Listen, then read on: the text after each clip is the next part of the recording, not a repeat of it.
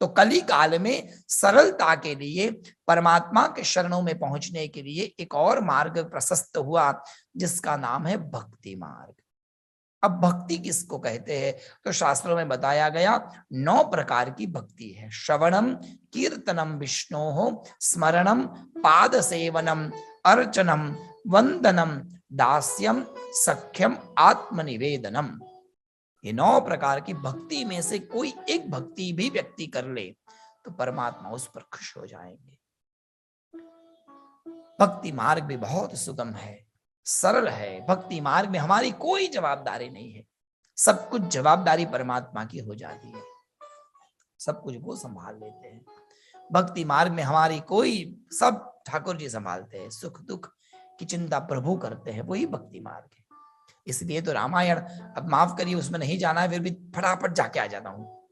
रामायण में शबरी की चरित्र, एक जगह पे मेरी कथा थी 3 दिन की, और मुझे 3 टॉपिक दिया गया।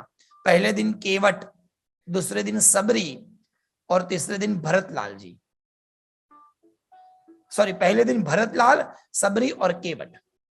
पहले दिन जब मैंने भरत जी का चरित्र गाना शुरू किया, तीनों दिन भरत जी पे ही हुआ, बोलो जय श्री कृष्ण। इतना गहन है रामचरितमानस, बहुत अच्छी अच्छी कथा है उसमें। कई बार इच्छा होती है कि उदाहरण स्वरूप में चौपाई को लूं, मगर फिर होता है कि क्यों, इसमें ही इतना भरा है तो अन्य ग्रंथ में क्यों जाना। कभी मौका मिलेगा तो रामचरितमानस की एक एक चौपाई को अच्छी तरह से देख सकते हैं।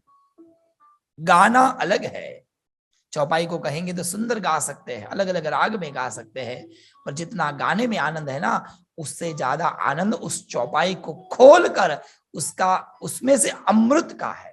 जो चौपाई का अर्थ निकलता है, एक एक एक, एक चौपाई का क्या अर्थ। पर खैर, तुलसीदास जी के जो ये जो रामायण है, वो रामायण में जहां पर शबरी जी का चरित्र आता है, कितनी दिव्य बातें हैं। शबरी को जब भगवान राम नवदा भक्ति देते हैं, नवदा भक्ति देने के बाद राम सबरी के अधीन हो जाते हैं।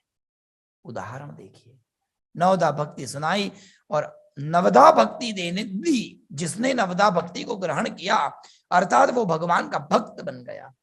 और जब व्यक्ति भक्त बनता है तो भगवान भक्त के अधीन हो जाते हैं। जो भक्त कहते हैं वही भगवान करते हैं। एक सुंदर पंक्ति है, ध्यान दीजिएगा। एक भगवान अपने भक्त को ये कहते हैं कि मेरे भक्त, इस दुनिया में वो ही होता है जो मैं चाहता हूं, पर तू वो करता है जो तू चाहता है। एक बार वो करके देख जो मैं चाहता हूं, बाद में वो ही होगा जो तू चाहता है। ये भगवान क्या कहा हुआ वाक्य है। मत मेरे भक्त जो कहते हैं, वो जो भक्त मेरे प्रिय है, मैं उस भक्त के अधीन रहता हूं, ऐसा भगवान कहते हैं। नवदा भक्ति से भक्तिवान हुई सबरी, और उसके बाद में भगवान ने सबरी को पूछा, सबरी अब मैं कहां जाऊं, सीता की खोज में जाना है। सबरी ने कहा, प्रभु पहले मैं जाऊं फिर आप जाइए, क्योंकि प्रभु अब आपके बिना रहना संभव नहीं है। इंतजार किया प्रभु ने, शबरी के साथ में संवाद किया और शबरी ने रास्ता दिखाया, प्रभु यहां से किष्किंधा पर्वत पर जाइए, वहां आपकी मुलाकात हनुमान से होगी और वहां से आपका मार्ग प्रशस्त हो जाएगा। और भगवान ने बिल्कुल वो किया। क्यों? भक्त ने कहा। इसलिए भक्त अद्भुत है।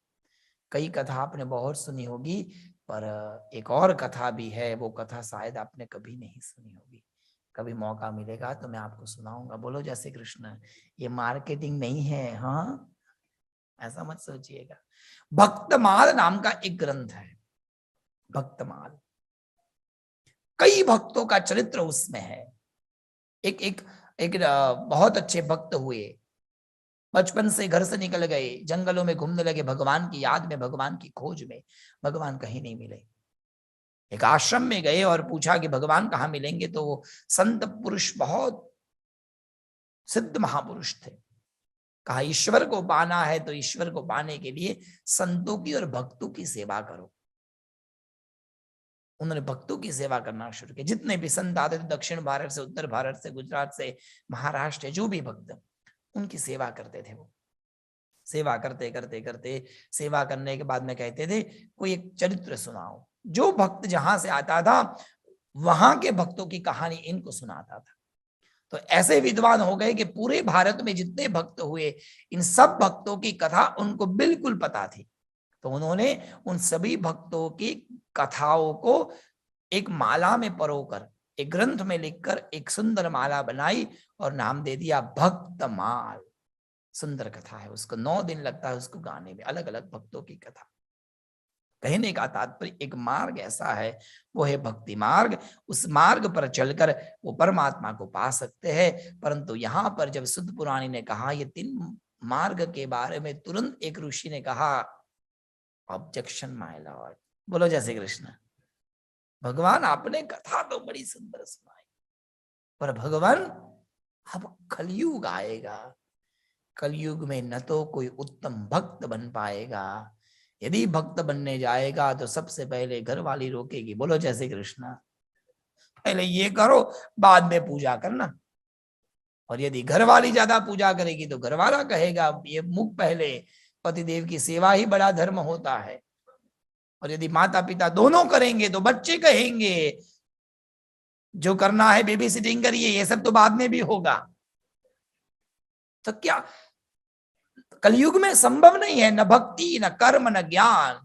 महाराज एक उपाय बताइए जिससे ये 3 संभव न हो, उसका क्या? कोई सरल उपाय है? बिल्कुल है। शिव पुराण का एक अत्यंत सुंदर श्लोक जो मुझे बहुत अच्छा लगता है और एकदम स्पष्ट शब्दों में सुद्ध पुराणी ने कहा है एक उपाय। क्या?